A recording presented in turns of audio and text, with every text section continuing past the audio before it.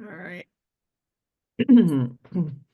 Well, Got it. hello, John Hibbs. I am here with, I'm gonna start that again. Okay.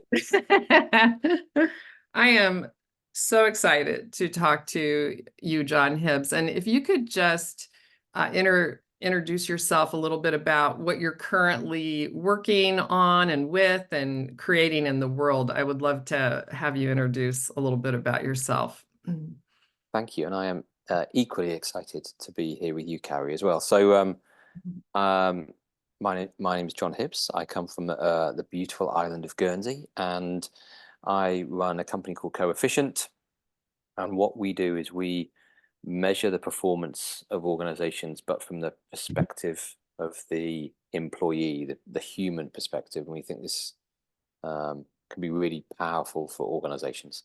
Um, And yeah, that in a nutshell is what I do. All right. So I'm going to loop that back in later. I have a Yeah. related question on that, but let's just start out really small. I'm actually going to ask you, just globally or whatever comes to your mind, what matters to you in business? Um, Three things. I think businesses should make money, and I don't mean this in a greedy sense, but I think businesses should make money because the more money they make, the more money that they can give back to society, so and their staff, and in by the way of taxes. I think you should be aiming to surround yourself with people you love Mm. because that's just much nicer. Um, and you should be aiming to make the world a better place. And I'm not just saying these things to be nice. I actually think that's actually probably what most businesses fundamentally do already. They've just kind of forgotten that that's what they do. Um, there's not a business on the planet that actually tries to make their customers' lives harder or more difficult. They're trying to always enhance their customers' lives, um, therefore making the world slightly better. They just maybe don't articulate it or think about it in those terms. Thank you so much. I love that, what you just shared. And um, so we're getting more conscious about it, would you say? Like businesses are getting more intentional about how they can benefit more than just the bottom line. I Yeah, yeah, undoubtedly. So, are they always doing it for genuine reasons, though? I don't know. And I think they probably are on balance, but there's certainly a lot of companies out there that are greenwashing, shall we call it that? Or saying the right things because they want to be seen to be saying the right things. There's certainly a huge generational difference of opinions. When I look at, my parents, who obviously I love dearly, but have got a very different outlook and perception on life than my children, who seem to be a lot more accepting of diversity and um, feel that they're plugged into the planet more, and they want to look after the planet and each other probably more so than my parents' understanding. I'm not critical of our parents at all. It's just a totally different generation. yes. And I think we're bridgers. I think we're in the gap between where business used to be, where we're headed, and there is a burgeoning consciousness about a holistic sense where business can be beneficial, not just financially, like security, but Mm. also beneficial to the people who work there and the community that it serves. And that's we're part of that. I think that growing consciousness and awareness, that emergent consciousness, I would say. And so we're kind of like the missing link, the Neanderthal man, bringing in this next world stage of business Yeah, and yeah. awareness. So that is my perspective. Any thoughts that you have? Beautifully articulated. Wow, thank you. I should be interviewing you. Well, Um, we're both speaking to this, but yeah. I definitely want to hear more from you than me. But yeah, so on that note, tell me a little bit about your leadership journey, your journey around business. Like, and part of that, I'd like you to include when did the people start mattering to you? When did that become a focus, or had it always been a focus? So I've got two questions there. Your leadership journey, and when did the people power focus really come in for you, or how did it come in for you? I was I've I'm almost unemployable, so me working for other people doesn't really work. And so I've always started and run my own businesses. And I was really fortunate. I mean, the universe just helped me out in a massive way. When I was about 23, 24 years old, I had my first business. It was a personal training business. I lived in London at the time. And I won a client who was a chap called Les Callis. And he was an Australian living in London, and he was a business coach. And I hadn't really, I mean, I was young, right? I didn't know what a business coach did or was, or, and anyway, so I trained him for about a year, and we got on well. He was a very interesting guy, and he took a great interest in what I was doing as well, which is always nice. And then, and then one day he said to me, he said, "Look, Hibbsy," he said, he calls me Hibbsy. You're a nice guy. I like you. You're a decent personal trainer. You are shit at running a business," he said to me. Please, please, God, let me help you. So I think actually I was so shit at running a business. I think I initially said, no, thanks, Les, I'm fine by myself. But eventually I said, yeah. And he gave me free business coaching. I gave him free personal training. And he just opened my eyes really to this new world of what it meant to be running a business. And it was all about humans interacting with other humans and building relationships with other humans, and that's it, right, for him. And um it wasn't about the numbers. It wasn't trying to sort of like sales or all these uh, kind of business terms. And I'll put words like sales and marketing, which are very, we all know what they mean, but they're business terms, right? And B2B and B2C and all that nonsense. They're just like, no, no, no. It's human beings interacting with other human beings and trying to improve their life in some way. Um, and that was pretty much it. The other thing that he helped me to see is that in measuring things is really important. Mm, It doesn't really matter how you measure stuff, but you've got to measure something somehow. And I'm doing measuring a bit of a disservice there. But what I'm trying to say is, at the start, we just used to measure things really, really simply. Like literally, I would put like either a happy face or an unhappy face ah, on how I thought my clients were feeling each session. And then we could use that data after 3 or 4 months to look back and go, okay, well, what are the patterns and what's happening here? And then use that information to make better business decisions. And I always loved that. And I remember sort of starting it for the first time and just thinking, oh my God, this is so clever. Like, of course, we can like record what's going on and then look at that information and use it to enhance my business. And just like for me, this was a miracle. And yeah. so those two sort of things have really kind of like stuck with me. And I'm still working with Les now, 25 years on, throughout the whole entire period of my working life. And I've been involved in other businesses that are slightly bigger than just one person. And when you've got a group of people, and you can work around the purpose and the values and create this really wonderful team where there's an awesome sense of belonging, then actually you get people that want to come along on the journey, not aren't turning up just for a pay packet or a Yeah. wage. They believe in what they're doing. um, and when you end up with organizations like that, they can be really, really powerful. And then I sort of realized that actually organizations that have happy, let's call them happy staff, not only perform better, but actually all these staff go home every day. And if you think about that, happy staff create happy families. Happy families become happy communities. Communities is where you and I live. So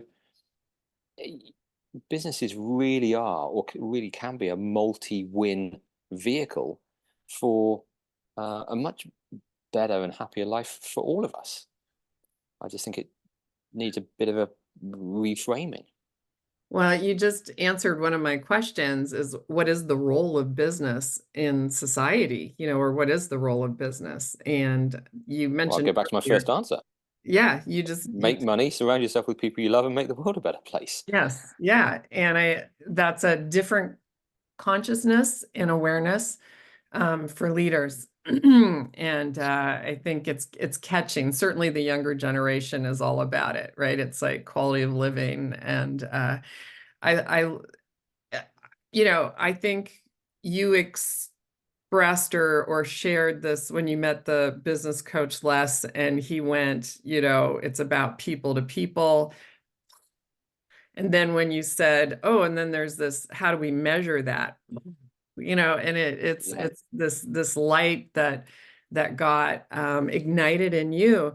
And I would you speak to measurement? Because I think in the soft skills, this is something that we're challenged with is how do we measure that? And I think also I want to say that what I heard you say and what I'm learning, because it's not my inclination, measurement isn't the first thing I run at, although I believe that I observe anecdotally what's going on, but it's an added mindfulness piece, about what we're doing and a way to work with something. So if you could share your take on measurement in people empowerment, in business, in what coefficient your company is doing.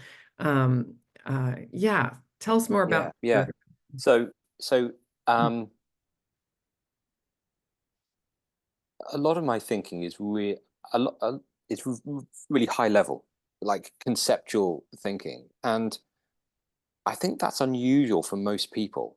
I think most people, and this society trains us to do this, go to school, learn a subject, like you're going to start off with a broad spectrum of subjects, but then actually you're going to hone in on one you like, and then you're going to study that really, really hard until you become an expert at that. And then you're going to become an accountant and you're going to fit in this box Mhm. in this life. Don't look outside that box. Your Mhm. job is to crunch those numbers. And we're going to get some other people to be a lawyer and to be a doctor and blah, blah, blah, blah, blah. But when you look at the world like holistically, and you look at businesses more holistically, there's always a chain of events. So if, let's say, businesses want to make money, and it's absolutely right that businesses make money, because actually that's where all of the money in the world is generated, via business and trade. But money doesn't just turn up. It's you've got to, like, in some cases, send an invoice first before so anyone can pay you anything. And you can't send an invoice until you've done some work, and you can't do some work until you've got some clients, and you can't get any clients until you've stood on the street and said, hello, here I am, this is what we do and this is what we believe in, and come along and be our friends. So most businesses don't think like that. They think, how am I going to make more money? And they're kind of stuck at this side of the chain of events. I actually think that, and also, sorry, one more thing. If you're going to use money as an indicator of your success, you couldn't come up with a lag year indicator, because it comes right at the end. But this is what all businesses use to define their success. Or how much money have you made? What's your turnover? What's your revenue? And it's like a year old. Um, if you can start measuring earlier on in the chain of events, you get a much earlier lead indication of what may or may not happen in the future. The best place for this, I think, is to ask the people who are actually working in your organization. Anyone who's worked in any organization will know that the staff know everything. They know who's cool and who's not, and what's working and what isn't. We've found that there are always breadcrumbs to these answers, but you've got to ask the right questions in the right way and try to surface these insights. If you can surface these insights, it can be really powerful. The outcomes of a business are always a combination of their actions and the knowledge that they have. And the more hearts and minds you can have around the knowledge table, the more powerful it can be. And you can actually end up or create a self-correcting mechanism where it's not a boss telling you what to do and you've got some compliant or not compliant staff either doing what they're told or providing friction. That is a bit of an old model. I don't think it works particularly well.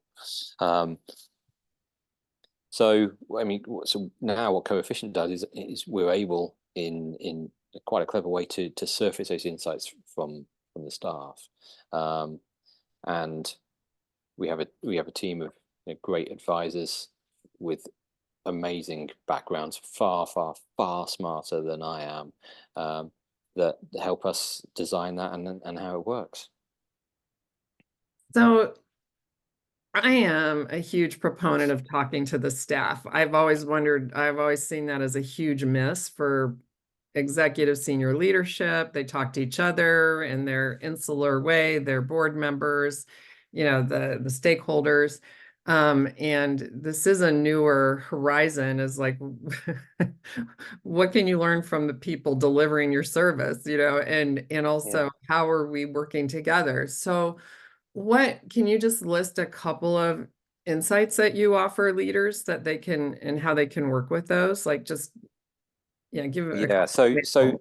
So the first thing was a very painful experience that I had. So I was running a company. We had about, I don't know, 25 staff or something, and I would go around and most days, how you doing, Dave? How you doing, Jane? Everything you need? And no, John, we're all fine, we're all fine. And then out of the blue, Jane one morning just came up to me and said, "Oh, I need to have a chat with you." And she handed in her notice, and I was like, "Hang on a minute! Like I've been asking you every day for like the last year how you are, and you're like always telling me, I'm fine, John, I'm great." And she said, "No, I haven't really been happy for a few months." And it's really interesting that, and I thought I was quite an approachable leader, and maybe I wasn't. But I don't think staff really want to tell you what's truly going on for them, and sometimes they just feel it's not quite for them, or sometimes people want to kind of get along to go along. They don't want to rock the boat. So, like having an anonymous way that staff can talk and give you feedback, it can be really powerful. Because actually, what Jane was upset about was things that we really could have fixed quite easily, Yes. but sort of by the point she handed in a notice, it was too late. Yes. And as you know, replacing staff is a massive cost and inconvenience for companies. And all her knowledge goes. Sometimes clients go with her. You got to replace that. The whole culture changes.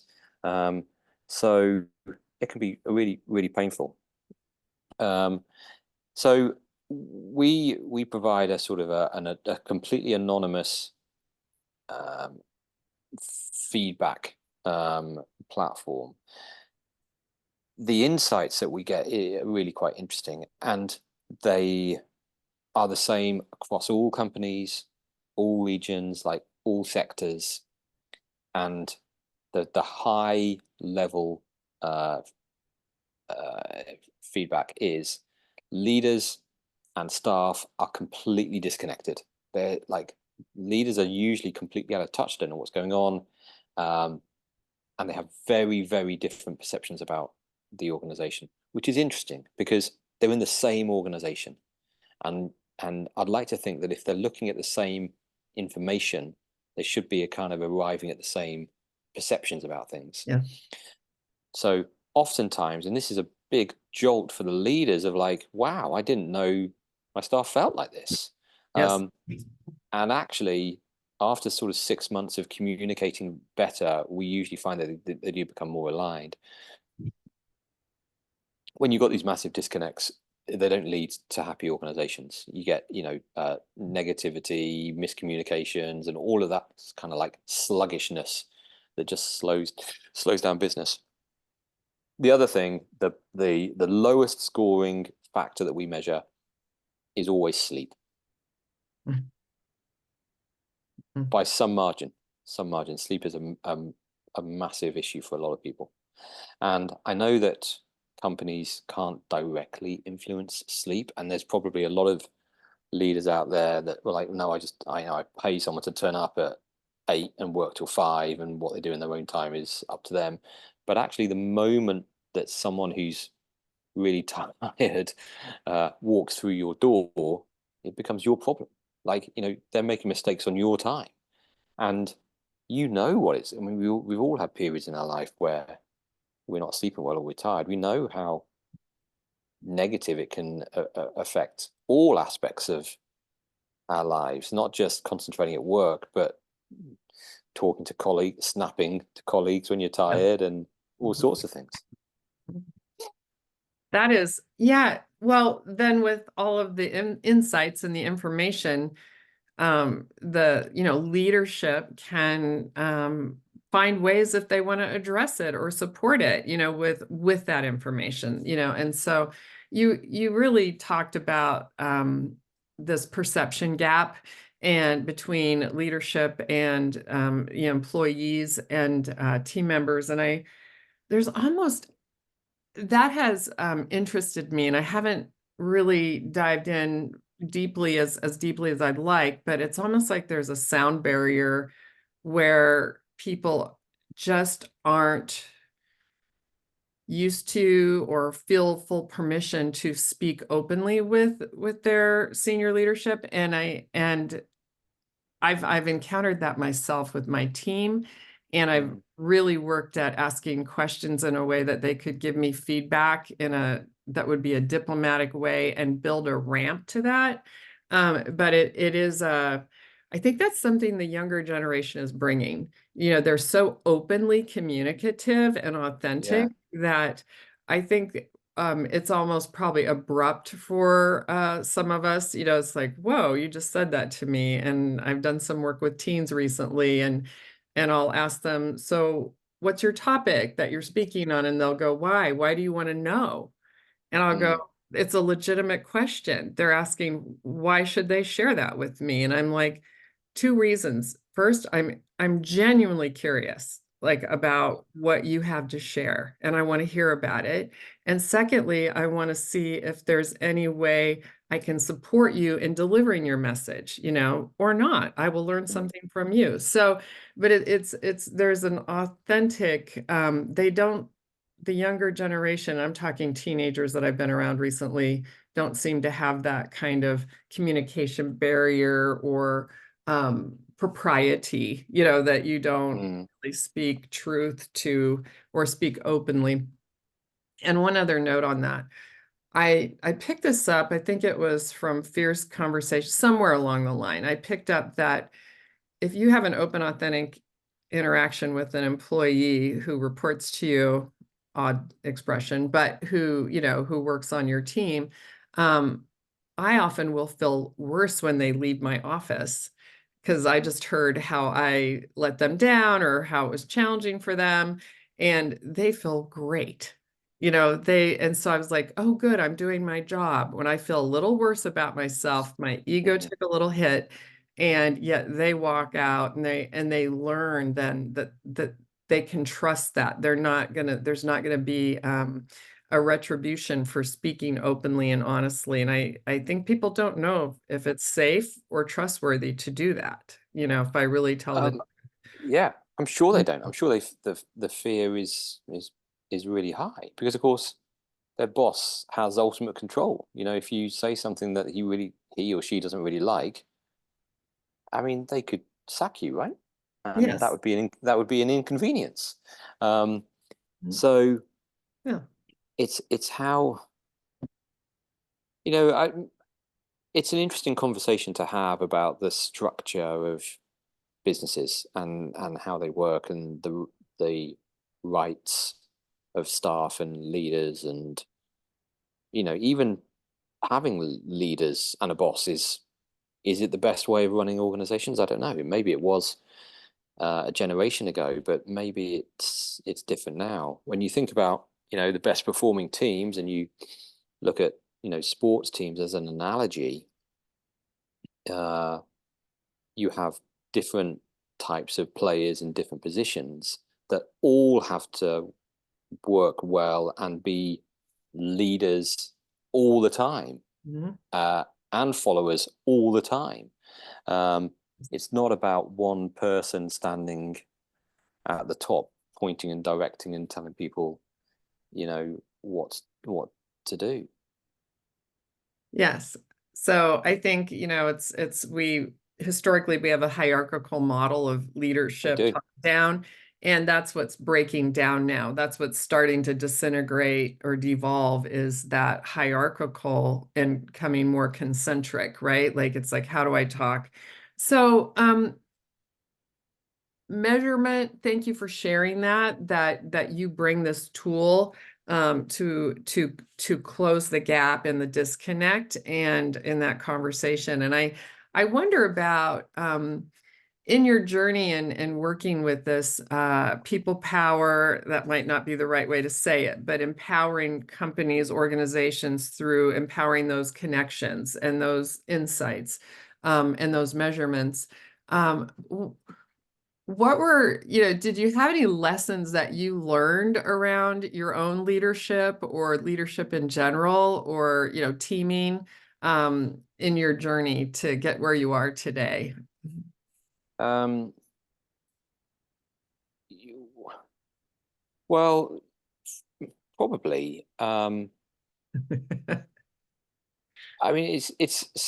I mean, I suppose most people would look at me now and say that, I'm kind of like the the boss of Coefficient. I've never ever felt that, and we've got a sizable team now, probably about 16 or 17 odd people. I think, yeah, I often see my job as being an enabler. So, Mm. my dad died last year, but when we were younger, he used to say to me, "John, if you're the cleverest person in the room, you're in the wrong room." And I'm sure he stole that from somewhere, but I've always liked it. And definitely in the Coefficient room, I am like, everyone is infinitely smarter than me. And so really, I see my role as just keeping out of their way, and letting them do what they like to do, and really just talking about the vision and the purpose of Coefficient, which isn't really to measure organizations. So that's what we do, but actually the vision and purpose of Coefficient is to try to make the world a tiny little bit better if we can, using businesses as vehicles to do that, and giving the staff a voice so that the companies can make better decisions for their staff. That we know that filters through into communities. So, I mean, that's basically it. I mean, that's pretty much basically all I talk about all the time, and I don't say much more than that. That's it. And but when you speak like that, it's amazing actually that people will come along and say, "I really like the sound of that. How can I help?" And you're like, "Oh, wow, well, that's interesting. Do you do this?" And they're like, "Yeah, I'd love to do that." And so it's just a collection of great people, and just sort of put them in a room together and see what happens. All right. So I think that that you express yourself, your role, with a level of humility, I want to say, that you really don't do that much. But how would you describe yourself as a leader? What characteristics, what attributes do you bring to any group that you work with, collaborate with? Yeah, no, I wasn't making that up. I try not to do anything, try to keep out of the way. And I think that's where a lot of leaders kind of get it wrong. And I think a lot of people kind of get leadership wrong. And in business, they think a leader should know everything, should be like working the hardest, putting in the most hours, etc., etc., etc. That's the nonsense to me. A leader's role should be collect a really fantastic group of people together and just keep out of their way. Be really clear on the vision and the purpose for the organization, and do as little as possible, or not as little as possible, but support them. Just support them in what they need. And if you are able to build a great team around you, they won't need an awful lot of support, because they're all, rowing in the same direction that you are. I've actually experienced what you're talking about. I'm pretty unemployable myself. I've been an independent consultant for a lot of my life, but also I did have a job at a national franchise, and I had visions and ideas that contributed to the purpose of the company, uh, and I would share those with the CEO, the visionary, the founder, and she would say yes, and then she would let me run with it. And Yeah. she she gave me enough information that was jet fuel. It's like I need to know these things and budget, time, what's the result you want to see, and then I had my own kingdom within the kingdom, so to speak. It was like and she also had almost a sixth sense about when she needed to give me attention, so she'd get all the plates spinning. Let me just mix a lot of metaphors here. She would get all the plates spinning, and then I think she would go, oh, I need to go over here. Marketing needs my focus for a while, or training. I took it as a marker of, how well we synced up and how well I delivered, that I only got her attention a couple times a year, and Yeah. other than when I went to her and said, I need input on this and this, or I need to let you know about this. And so, um, and she would add incredibly valuable input those few times a year that, it was like she added just what I needed to create a successful initiative. Okay. So I've experienced what it's like to have that kind of internal autonomy, to build and to make it happen, and how unbelievably satisfying that is, and that it betters the whole and the whole betters me. And so I just want to say it's an amazing experience for a team member, an employee, to have someone who's more almost like a chess master or a coordinator, a conductor of the orchestra, that knows how to make that harmonic really work. And Yeah. Yeah. yeah, Yeah. Um, well, she sounds like a great boss. she's amazing. Yeah, Yeah. she's great. And there was also a little, I also believe that, visionaries, they have a certain way, and I'm a good translator, so I know how to ask the right questions. Because I will say a lot of times visionaries think they've told you the whole vision because it's in their head, it's in their mind, and they don't realize they've left out about 70% of the words that go with it. Okay. Okay. So I've learned, this is where I'm bold with leaders, is like, I'm not afraid to ask questions to get the information I need. Where a lot of people, that's where I would see that hold back. They're like, okay, Yeah. this is what you want, even though I've got a gap of about 60% of the information. I'm just gonna start doing, and I'm like, so I would I annoy leaders sometimes because of my questions, but I'm willing to do it because I deliver, then we're aligned, right? Yeah. Yeah. So so anyway, there's a genius and a magic that happens when um, you set people up to do what they can do brilliantly. So I love Yeah. hearing So from you. then the interesting question then is, how do you surround yourself with these people? Because Yes. you've got to get the right people in your world, otherwise that's just not going to happen. Right. Um, and so that's an interesting conversation to have about how that happens. Do share. Oh no, I was hoping you were going to share. I mean, I don't really know. But so I think it so I think it comes down to, if you can, being genuine and honest and open about not what it is you necessarily do or sell, but about who you are as an individual or as a business, and being prepared to stand up on the street and say, hello, here I am. This is me. We're like warts and all. This is what I'm trying to do. Um, and if you can do that, you'll be amazed at people walking past. Every now and again, someone will come over and say, I like the sound of what you're talking about. Mhm. Tell me more about that. Mhm.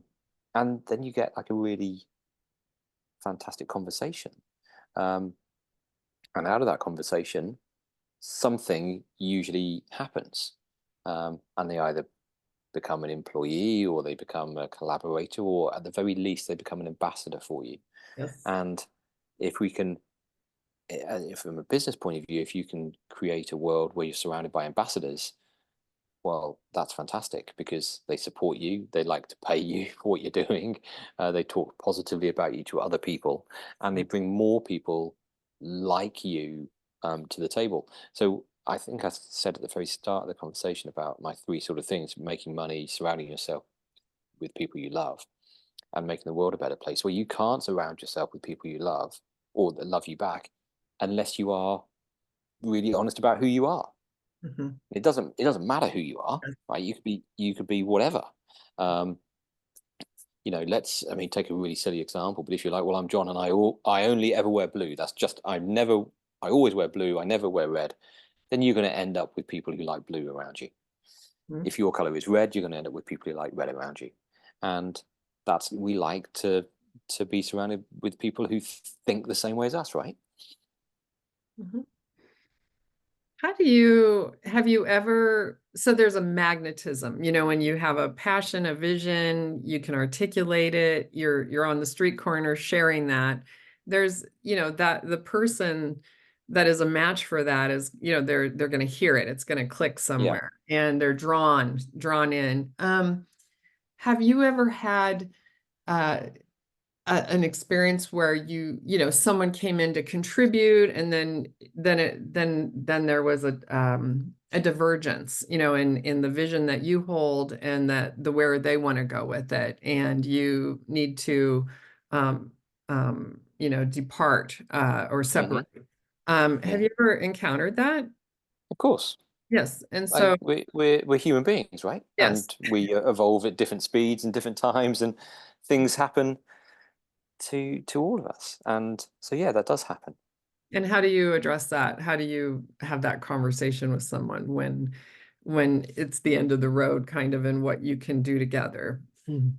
Well, it's not bad, right? It's no one. It's not a failing on either side. It's just you were a match for some period of time, and you've evolved and they've evolved, and actually you haven't evolved together. You've evolved differently.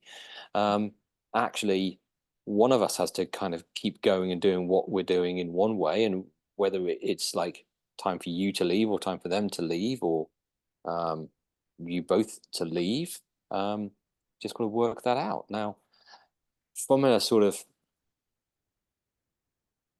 yeah, that's maybe sort of like more of a relationship kind of environment, but from a business point of view, you will have staff that don't fit in your business, and you can tell who they are straight away, because they're sort of disruptive. Now, the standard way to deal with that, I think, certainly in the US, would just be to sack them. So that, oh, you're out, get rid of you. I don't think that's particularly kind. So, how I used to handle that is I would say, look, I think we're both aware that actually you're not entirely happy here. There's probably another business out there which is going to suit you much, much better. Why don't you take a month off? And we'd pay them to have a month off. Why don't you have a month off?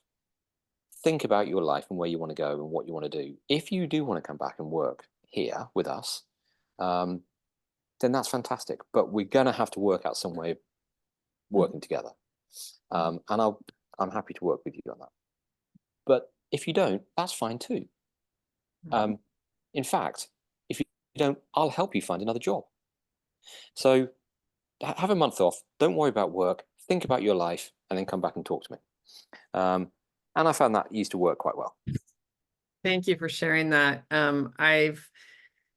You remind me that when I've talked to people about what they really want, what lights them up, what energizes them, what they value in a role, then I have that conversation. It's a much easier conversation to say, you've actually told me these things, and I can't see where you're getting to have that in this role, Yeah. and so I've actually helped people come to their own conclusion actually about moving forward. And then it's how do I help them respectfully and honoring the contribution that they have made to move forward, such as referrals, leads, time to Yeah. think, like all those things. It's like, we've shared this part of the journey, and how do I be part of your continued journey in some way? How can we respect that contribution? So thank you for sharing that. I think that's very will be incredible information for other people to hear, about just that. It There's it how do we it connect and how do we separate in a way it, that's it, it can respectful. be I mean, it sounds easy when I'm just talking about it, but it can be quite difficult because there's a lot of emotions going on at these times, and sometimes you feel, oh, I invested loads of time and energy and money in this person, and actually they're not really doing what we hoped they'd do, um, and then what, you're going to give them a month off, John? Are you going to pay them for that as well? But actually, in the long term, it is money well spent, Yes. because you do not want to be dragging these things out for Mm. ages. And money is kind of energy, and you want lots and lots of positive energy around you, not negative energy, because it can really um, pull you down. um, and also it's painful for them as well. Like, if you've got a member of staff that's not really very happy, well, you know, it doesn't really matter what their reasons are for not being happy. You can disagree with them, but they're not happy. And if they're not, and what not being happy feels like, it's it's pretty shit. And so, um, you know, um, Well, it we can, it tanks morale. It yeah, tanks everyone around them, and so I've seen that conflict that leaders have.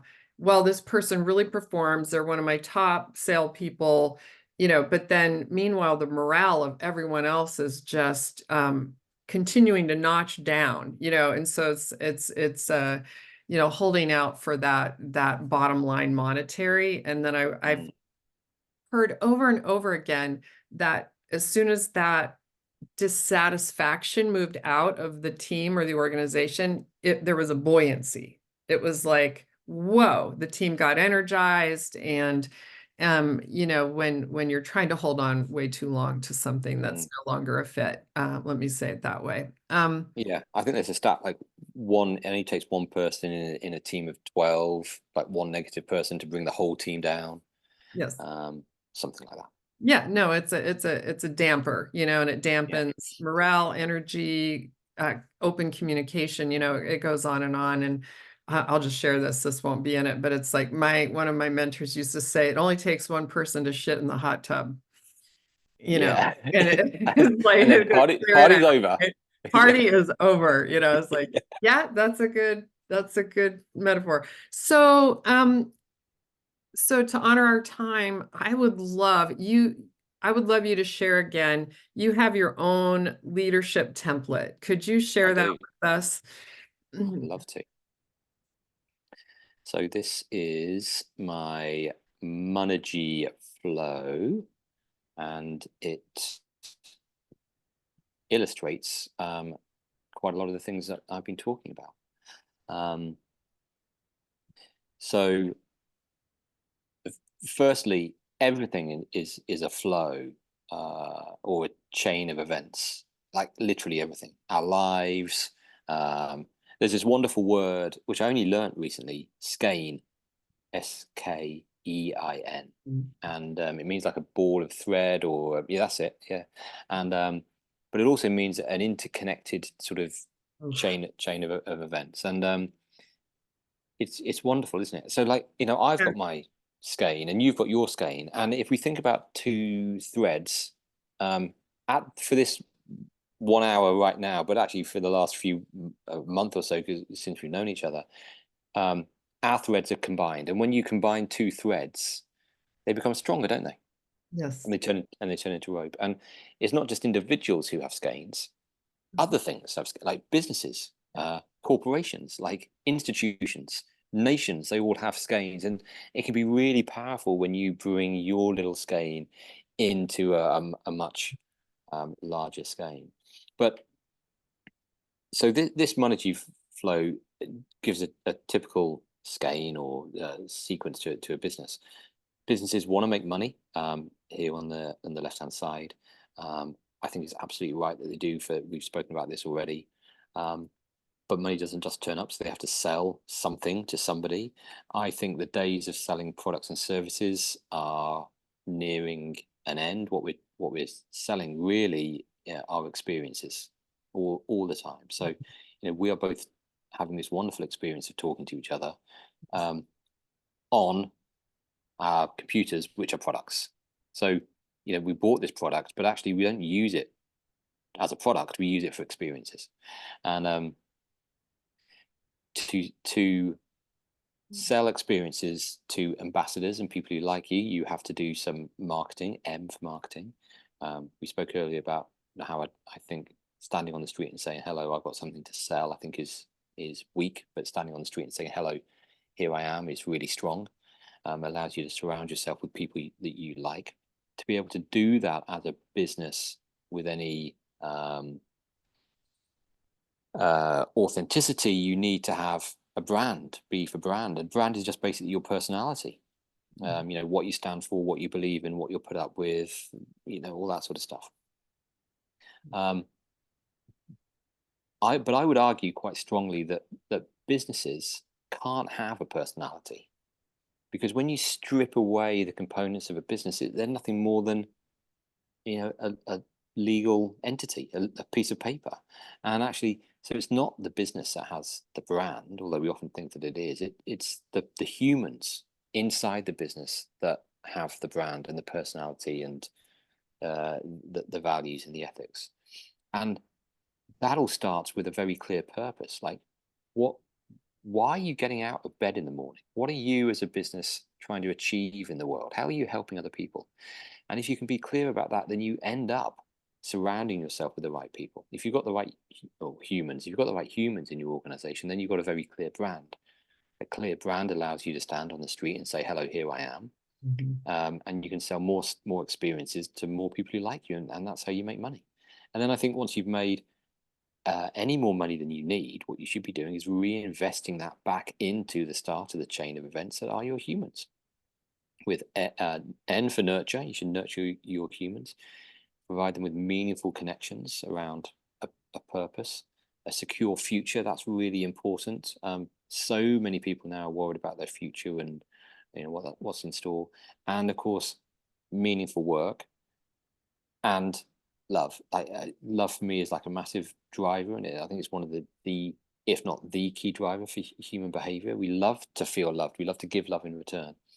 And guess what? If you've got an organization like that, you've got even happier humans, which will create a clearer brand, which means when you stand on the street and say, hello, here I am, it will be even more powerful, sell even more stuff to even more people who like you, and spiral up we go. And the added benefit of this model is you end up with these happy humans that go home to their families every day, and happy families become happy communities. And a So better, that is how happy world. I mean, a happy world. This is how we're going to make more money, surround ourselves with people we love, and make the world a better place. Whew. So, a couple questions. I didn't quite hear what the N stands for up on the top. Nurture.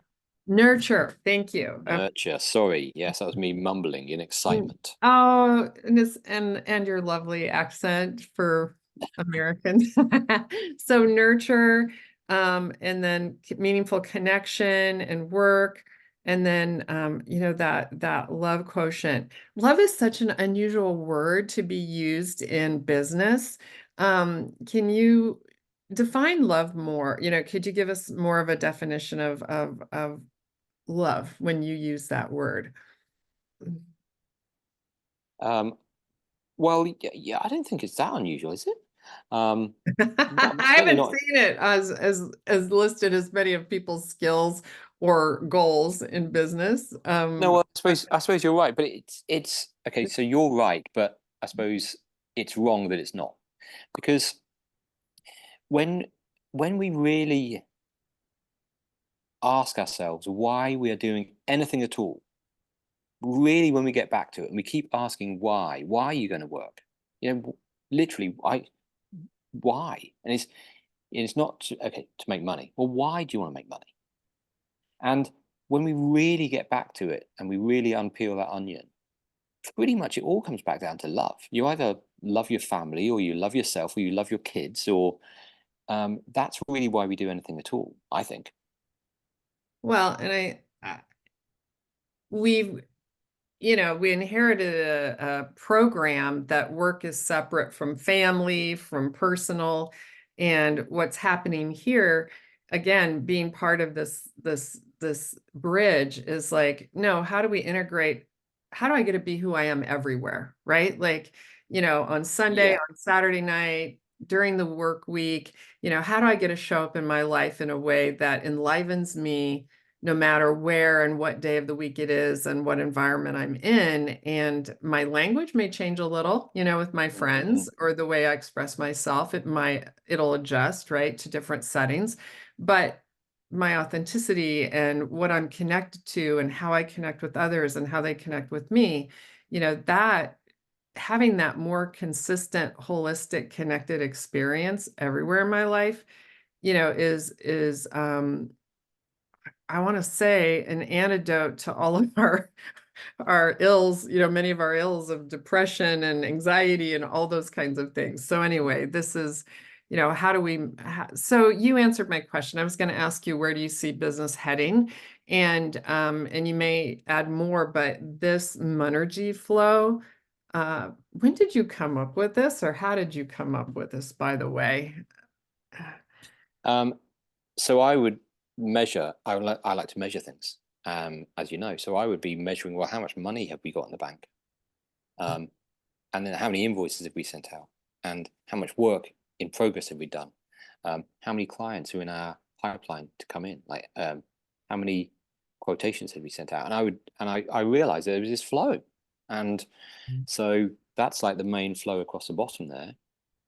And then I realized one day that actually all the staff at work were going home to their families, and I was like, we've got such an amazing environment at work. It really did feel like going to work with your brothers and sisters, and I loved it so much, and I could tell that everyone else loved it so much, and I loved coming home and felt like I've got the greatest job on the planet. This is amazing, and so that obviously filters into families. Um, and then, of course, you start thinking about that, and if you have more and more families that are feeling like that, and parents who are supporting children, and and loving their children and being kind and not losing their patience with them, and then you've got lots and lots of children at school, and that becomes a community, and you've got parents and neighbors interacting and having more energy and interacting with each other. So, yeah, I suppose it's about 10 years old, this monetary flow now, and And it holds up. I just mean, yeah. just just I came up with it. And so if I move my screen over here, you can see I've got a nice blackboard here in my house, and that's actually where it first appeared. I drew it out there, and That's where it was birthed. Yes, it that's where came it into was being. with birth. Yeah, yeah. Fantastic. Well, I know we're at time, but I don't know if you want to, is there anything else you'd like to, so thank you for sharing this. This is Pleasure, pleasure. amazing. I'll And I'll, I'll it's turn that it's off. it's a really amazing journey and a way to look at things. And for me, everything's connected to everything. So this makes complete sense to me. You can identify with a piece of your life, or you can identify with the whole. And so thank you for sharing this amazing little flow chart, of energy. And I know we're at time, but is there anything else you'd like to share before we about business leadership, yourself, before we conclude? No, I think we've covered everything other than to say I've had a great time. Thank you so much. Oh, thank you so much. Thank you very much. And I'll follow up with you in an email. So let me Yeah. stop Okay. recording.